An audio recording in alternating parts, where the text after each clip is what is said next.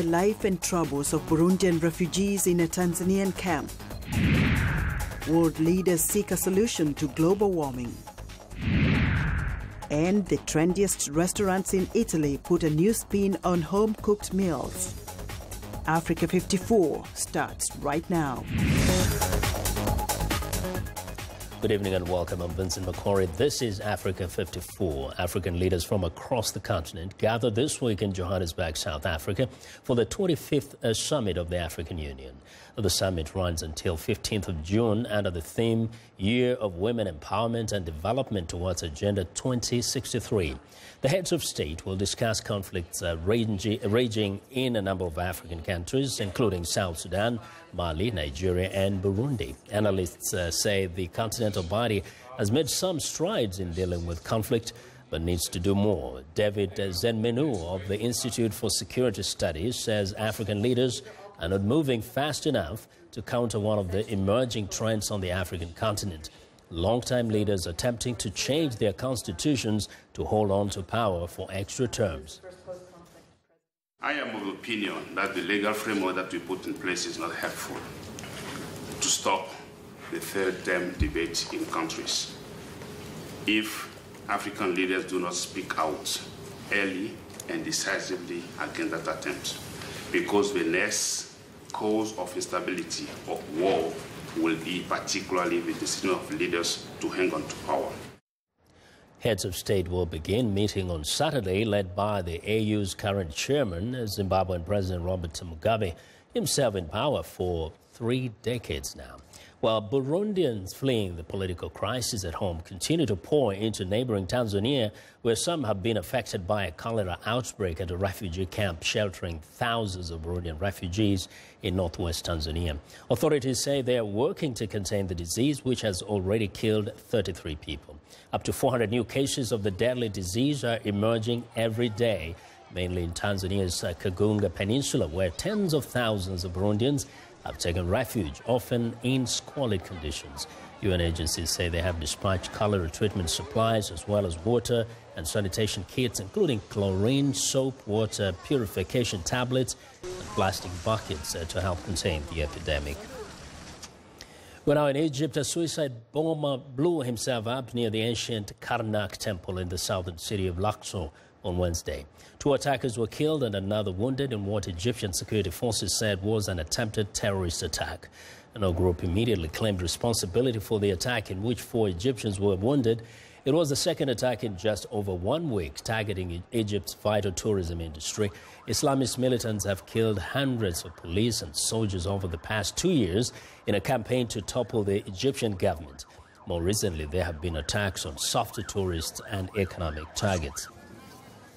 Moving to West Africa, the Ebola outbreak in Guinea and Sierra Leone is expected to take all of 2015 to stamp out and may persist even longer because of dwindling financing, the World Health Organization warned recently. As the nation's most affected fight to purge out the Ebola threat, what has been the social, economic and political effect of the Ebola outbreak in a country like Sierra Leone? For some insight, I'm joined by Alpha Timbo, prospective presidential candidate on Sierra Leone's People's Party SLPP ticket. Mr. Timbo, welcome to Africa 54. Thank you very much. Yes. Now, first, if we can just talk a little bit about the Ebola impact on your country. What is the state of affairs right now? How has it affected your people? Especially, let's talk about economically. Well, thank you very much. In terms of the impact that it has caused the country, it is very much devastating. And the epidemic itself came out in a time when it was not expected at all by the vast majority of our people, including the leadership of the country. But since it came out, a lot of lives have been destroyed. And in terms of the economic impact that it has in the country, it is very difficult for that to be counted because as I speak, although considerable efforts have been made by the government, including the international community, in terms of helping the Sierra Leonean population to go through this scourge, still we are still having, elements of the epidemic still going on.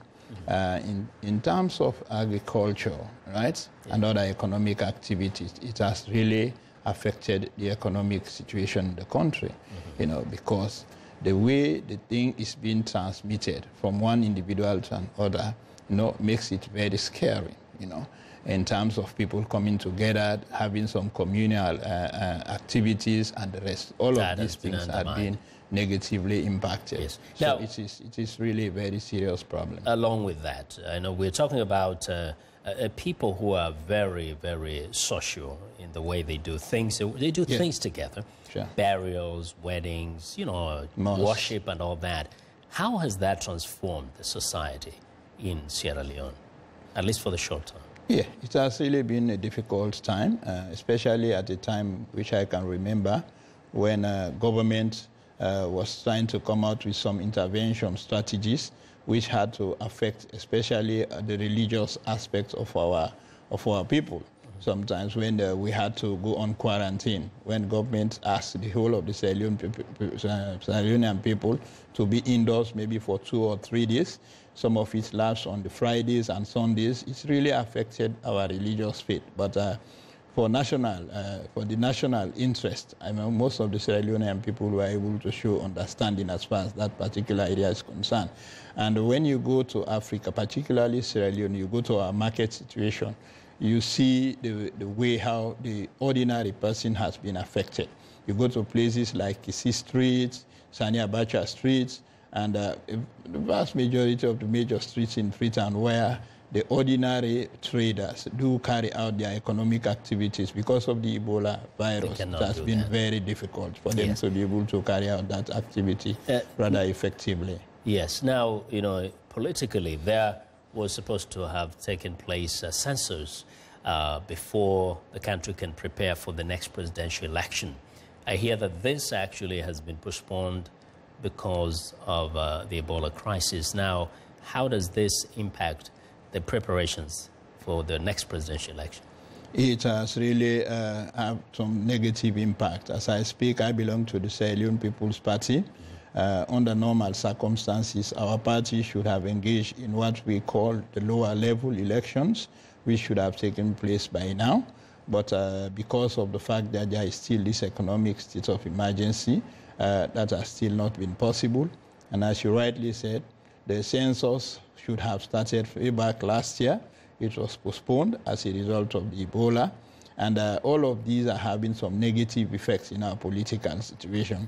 But what I want to see here from the opposition point of view, which we are very much mindful about, is for government to know that desperate effort should be made because the political calendar would not be allowed to be stretched. Is there any indication that the ruling party may try to delay even further despite of conditions being favorable for census? This is what the vast majority of people are thinking. But, starting to speculate. Yes, but I have always been on the positive aspect of saying that that will not happen. We have to make sure that we move along with our political calendar. Something very interesting happened during the height of the Ebola crisis. President Vincent Makori actually sacked his deputy, Mr. Samuel Sam Sumana. And for some reason, the opposition took a lot of interest in his sacking. They did not want the replacement that he put there. Why was this of interest to you? Why did you get excited about the sacking of the deputy? That is a very important issue nationally. It has nothing to do with the vice president as a person. Speaking from an opposition point of view, we believe constitutionality is very critical. In any society or setting, we have to abide by the rules and regulations, especially the national constitution, right? There is express provision with respect to the elections of the president, the vice president, etc., and how these various officers, including the vice president, can be removed from office. So you want the way it has happened, we believe from the opposition standpoint that it is illegal, it should not have been done. Some people see it as a distraction for people to forget about the way in which the Ebola epidemic has been managed and the rest of this, especially with the outbreak, especially with the outcome of the audit report, which has to do with a lot of scathing situations about the government, the way in which they handle the Ebola now, epidemic. Your party, which is the main opposition party, Sierra Leone People's Party, had actually threatened to embark on a nationwide campaign of peaceful demonstrations, civil disobedience and strikes beginning March the 30th. Yeah. If the Deputy President Sam Sumana is not reinstated. Yeah. Now, did you carry out your threat? We say the threat's still hanging. You know, when I speak as a former trade union leader, the threat of a strike is always more important than the strike itself. The objective of that particular thing was to send signal to both the national government and the international community that the opposition is not happy about what has happened, despite the fact that we are in the opposition. The individual that is affected is not a member of our party, but we will consider that particular aspect that's an infringement in the national ethos of the society. Very quickly, because you're an aspiring presidential candidate, if this happens and you become president or your party emerges into victory, what are the challenges you envision that you will face? The challenges are so many. The last time I had the opportunity of talking about Sierra Leone 54 years after independence, and I managed to look at the positives, you know, from the time we attained independence. And when I looked at the area of democracy, I see that considerable improvements have been made in that particular direction, because since 1996, 2002, 2007, 2012, we have been able to conduct elections relatively peacefully. That's a big achievement for our country. And in terms of freedom and association, that to a large extent is also being guaranteed. Organizations like trade unions, they can operate freely if they choose to, without interference from government. There are a whole lot of other things. But in terms of challenges, starting from the Ebola epidemic itself, it has really exposed the weaknesses of our healthcare delivery system. So in terms of the way forward, we have to ensure that we look at a comprehensive healthcare system for our country to avoid the recurrence of this particular situation. And, you know, you'll come and tell us a little more, perhaps next year when you come back here, when you're even more ready to run, yeah? Mr. Timbo, thank you very much for joining us today. Thank you very much. As she rightly said, I do not have the time much, but next year, certainly I will come back. Thank you. Thank you very much. Well, thanks a lot. Alpha Timbo is the prospective presidential candidate on Sierra Leone's People's Party SLPP ticket. Thanks for joining us. Now we want to know what you think about Africa 54 and the stories we cover. Join the conversation on Facebook. The address is Africa 54. And check out our headlines 24/7 on voaafrica.com. Coming up, world leaders talk global warming at the G7 summit. Stay with us.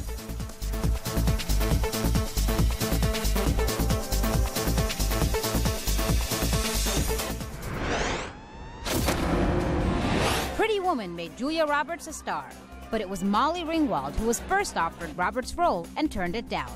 Ringwald was already a star at the time, part of the 1980s Brat Pack. The modern movie version of Jane Austen's novel Emma celebrates its 20th anniversary this year. Clueless created one of Hollywood's most memorable characters, Cheryl Horowitz, played by Alicia Silverstone. But the role was first offered to Sarah Michelle Gellar, who went on to become TV's Buffy the Vampire Slayer just 2 years later. It's hard to imagine anyone other than actor Tom Hanks as Forrest Gump. But he wasn't their first choice, not even second or third. John Travolta was the favorite, followed by Bill Murray and Chevy Chase. Travolta has admitted that saying no to the part was a mistake. The same year, though, Travolta starred in another blockbuster movie, Pulp Fiction. For VOA's Action Reaction, I'm Lisa Bora. Cameras, they're everywhere, capturing everything from graduations to crime on the street. They're part of our everyday lives, raising questions of privacy and ethics. Voice of America and the Newseum Institute present a live town hall discussion, In the Public Eye, Police, Cameras, and the Constitution. Experts will examine how we interpret what we see and discuss the legal and moral ramifications. Join the conversation now at #InThePublicEye and join us live June 17th on VOA.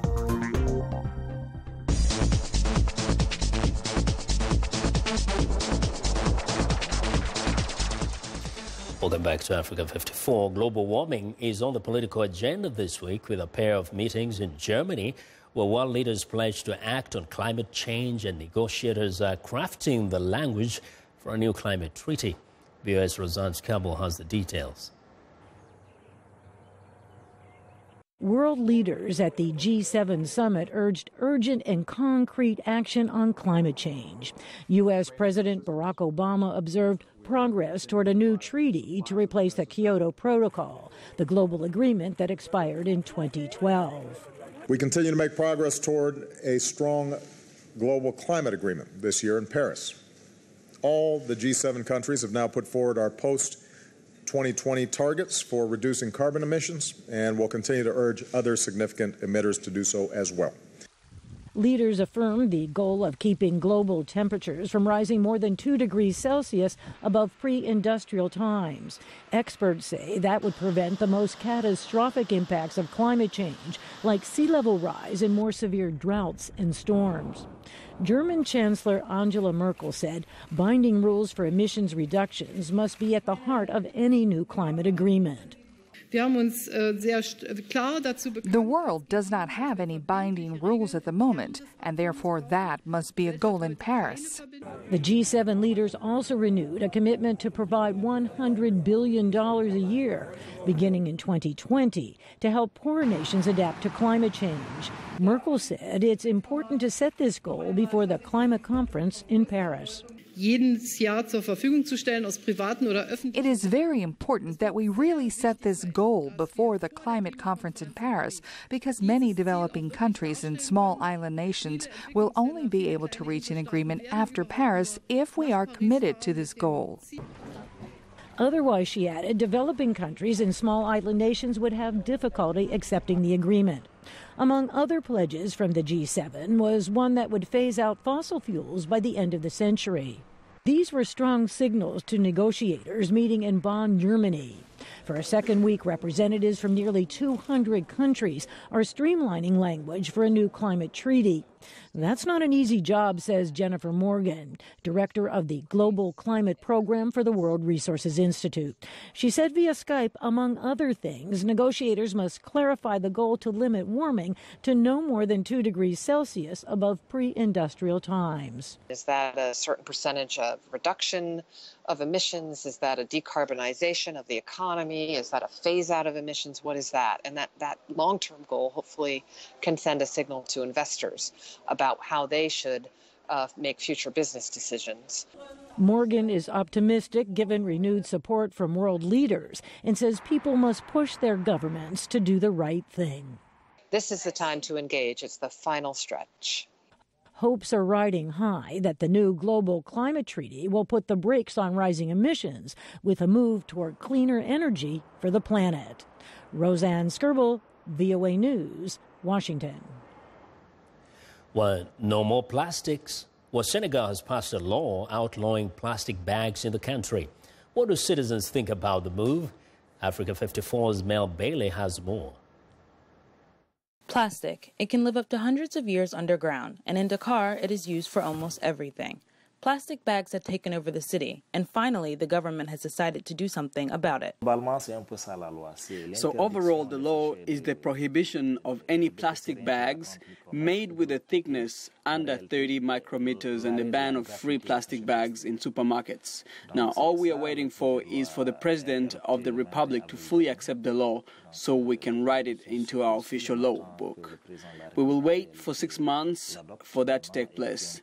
We could also permit everyone who has a stock of those bags, the vendors, etc., to deplete their stock before the law is enforced. Senegalese resident Modou Fall of the Clean Senegal initiative has become a bit of a talking point around Dakar due to his extreme stance on eliminating plastic waste from the country. He says the law is a great start, but the law alone will not result in a plastic-free Senegal. With the new law, we've outlawed certain plastic bags. And to speak honestly, that's not the goal of the work for the environment. In Mauritania, they have outlawed all plastic, just like in Rwanda. But here, they only chose certain types of plastic. If we're going to make a decision, we need to make a decision to outlaw all the plastic in Senegal. Mudu Fall has been active in cleaning and sensitizing his community since 2008. Each day, Mudu stops at every market in Dakar, selling and exchanging plastic bags for biodegradable ones. He says though his journey to rid the city of plastic has not been easy, he knows it's for a good cause. Now I'm starting to be really satisfied because I'm aware that people are starting to understand and recognize biodegradable bags. Even in the streets, when you see someone driving in their car, they'll pull over and buy a bag from me.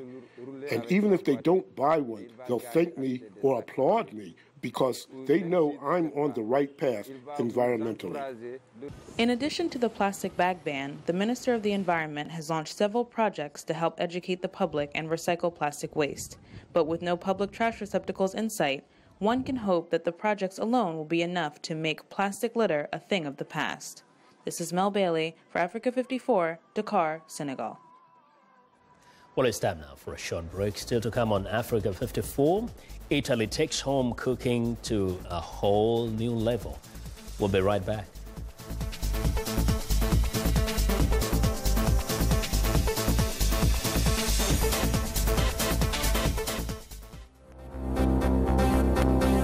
If you've just joined us, I'm Mariama Diallo, and here is a quick recap of today's headlines.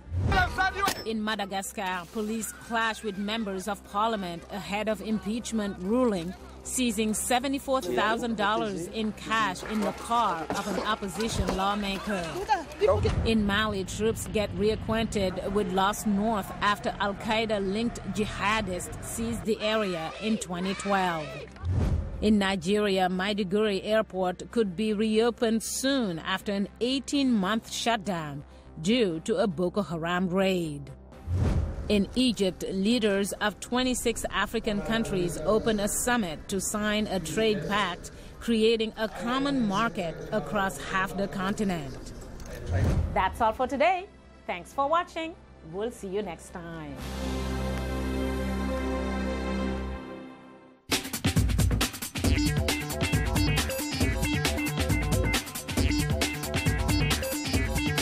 And welcome back to Africa 54. Here's what's trending. In Italy, home cooking takes on a whole new meaning. An ever-growing network of people coming together online before sharing their love of food in each other's homes across the country. A Milan couple cooked up the first social eating venture 3 years ago.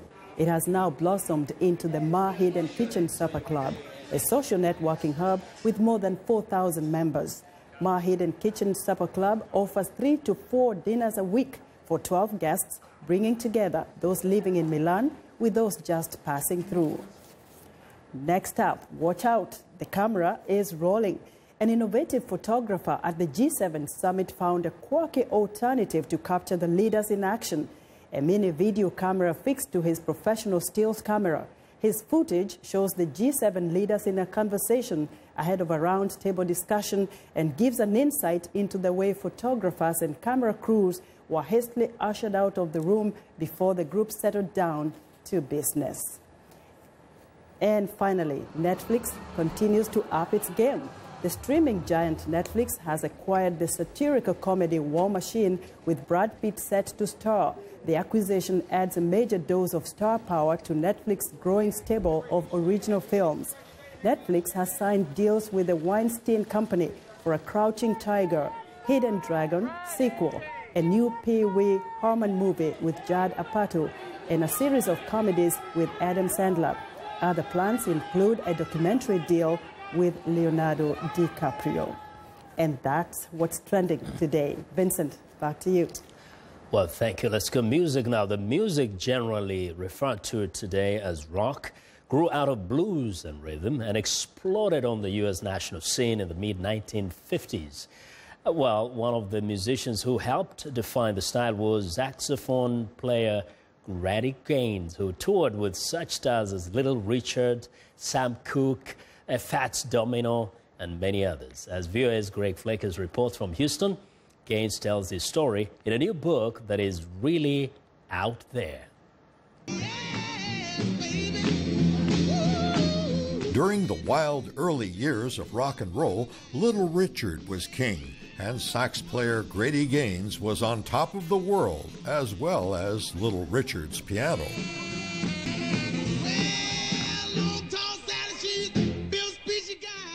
As shown in this scene from the 1956 film Don't Knock the Rock on YouTube, white teenagers loved the music, and that helped break down racial barriers. But Gaines says the musicians did not fully appreciate their impact. We didn't know that it was going to be rock and roll because we all thought we were doing rhythm and blues. Gaines credits Little Richard and his flamboyant style for what happened. He actually is the first one who created the rock and roll stuff, and Little Richard is.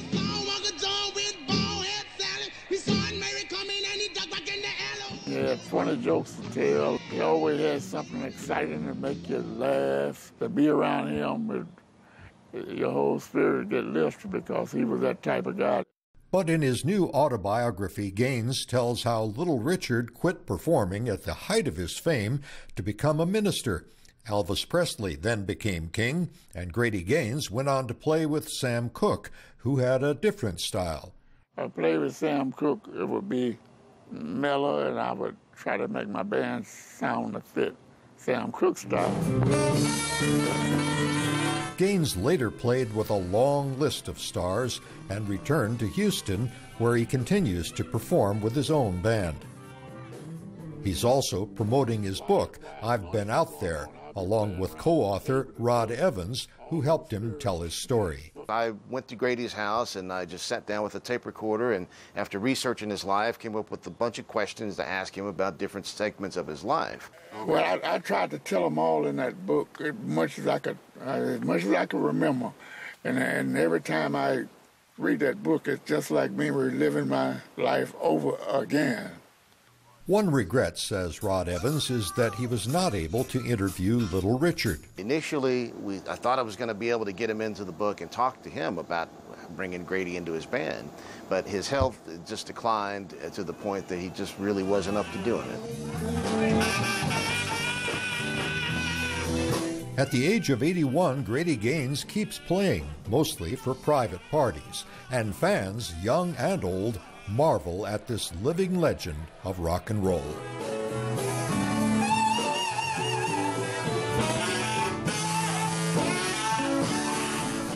Greg Flakes, VOA News, Houston. Well, and on that note, we end our show for today. Be sure to watch Africa 54 on our website at voaafrica.com. For more news, tune in to VOA's evening radio show, Africa News Tonight, at 1800 UTC, and in the mornings to Daybreak Africa between 0300 and 0600 UTC, Monday through Friday. Thanks a lot for watching. From all of us in Washington, have a good night.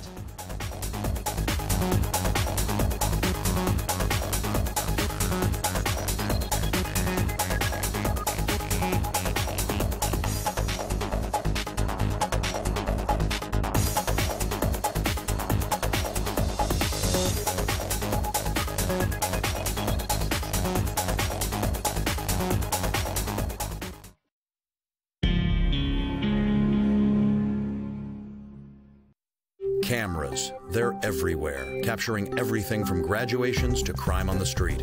They're part of our everyday lives, raising questions of privacy and ethics.